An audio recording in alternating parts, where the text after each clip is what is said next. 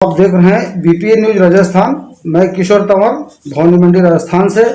आज मैं उपस्थित हूं हमारे नर्सिंग वर्कर्स कमेटी के जो अध्यक्ष हैं, हम उनसे चर्चा करेंगे कि वर्तमान में भवानी मंडी में हमें पता चला है कि यहाँ पर जो है आईसीयू सेंटर कोरोना को लेकर के बनाया जाएगा और यहाँ के निजी चिकित्सालयों को इसकी जिम्मेदारी सौंपने की बात चल रही है।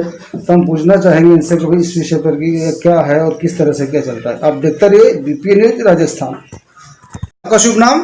कालूलाल जोशी जी। आपकी संस्था से जुड़े हुए हैं?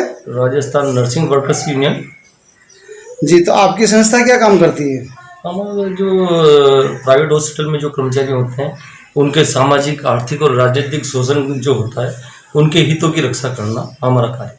अच्छा, तो हमें विश्वसनीय सूत्रों से पता चला है कि भवानी मंडी के अंदर जो है कोरोना को लेकर के यहाँ कोविड सेंटर का जो बनाया गया है, आईसीयू का सेंटर है, जो जिसमें कि 3 प्राइवेट अस्पतालों को चुना गया है, एसके हॉस्पिटल और शिला हॉस्पिटल और नून हॉस्पिटल। तो इस संबंध में आप क्या कहना चाहेंगे? देखिए, ये राजस्थान गवर्नमेंट का काम है, लेकिन फिर भी ये है कि हमारे अपने सरकारी जो हॉस्पिटल है उसमें काफ़ी जगह हैं और अच्छा वार्ड भी है। ऐसा नहीं कि पूरा फुल चल रहा है, खाली भी है। तो ऐसा होना चाहिए कि सरकारी में होना चाहिए प्रथम दृष्टि में। अगर वहाँ जगह नहीं होती है तो फिर प्राइवेट हॉस्पिटल को देना चाहिए। तो इसके क्या दुष्परिणाम हो सकते हैं प्राइवेट को देने पर? वो होता है कि आजकल कई प्रकार के ये जो चीज़ें ऐसे चल रही है कि भाई सामान्य सर्दी जुकाम है, खैर वो तो रिपोर्ट तो झालावाड़ से ही आती है इसकी, पर फिर भी एक प्रकार हमारे यहाँ काफ़ी जगह है गवर्नमेंट हॉस्पिटल में, गवर्नमेंट हॉस्पिटल में ही होना चाहिए। निजी चिकित्सालय को देने पर क्या नुकसान हो सकता है जनता का, या किसी प्रकार से आप बता पाएंगे इस विषय में? क्या ये गवर्नमेंट ही, मुझे लगता है गवर्नमेंट ही इसका खर्चा वहन करेगा।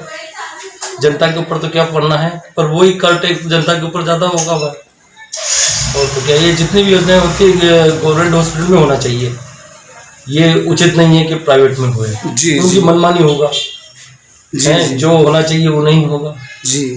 ये तो कोरोना को लेकर के, सुरक्षा उपायों को लेकर के आप अपने राज्य की जनता को, अपने नगर की जनता को क्या संदेश देना चाहेंगे? नहीं, ये कि जितने भी रहे अपने कम से कम ये मास्क जो होता नाक के ऊपर रहे और जहाँ भी निकले सोशल डिस्टेंस रहे और अपना मास्क मान लें, चाहे जहाँ भी मार्केट में जो भीड़ होती है कम से कम 2 मीटर से पास अगर कोई आता तो पहले मास्क लगा ले। ये जी।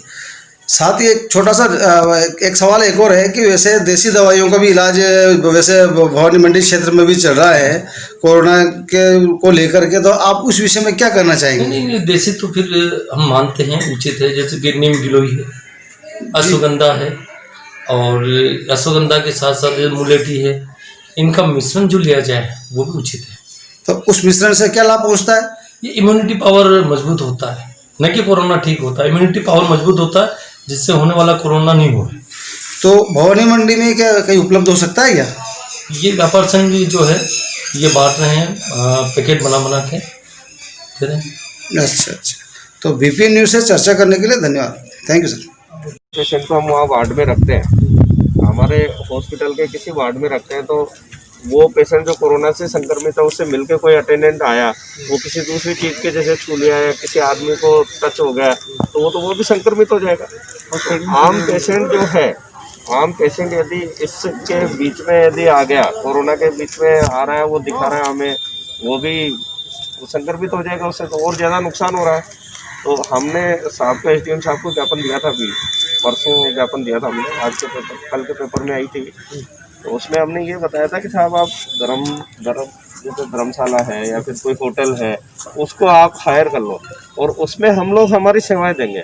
उसमें क्या, सिर्फ कोरोना पॉजिटिव पेशेंट रहेंगे, तो उससे क्या रहेगा कि अपना दूसरे लोगों को उससे नुकसान नहीं होगा, संक्रमण होने का डर नहीं रहेगा। तो अब इस चीज़ को ये लोग नहीं समझ रहे। अब